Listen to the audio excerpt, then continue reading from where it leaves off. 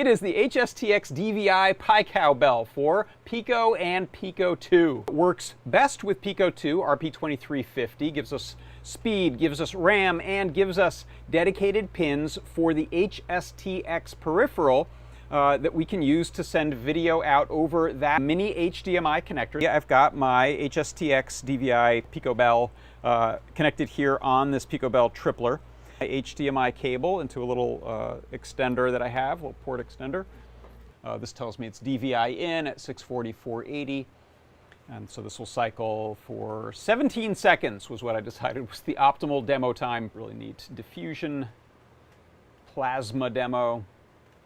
And then in a moment that'll switch out to the, there we go, the HSTX DVI video output PiCowBell for Pico 2 or Pico.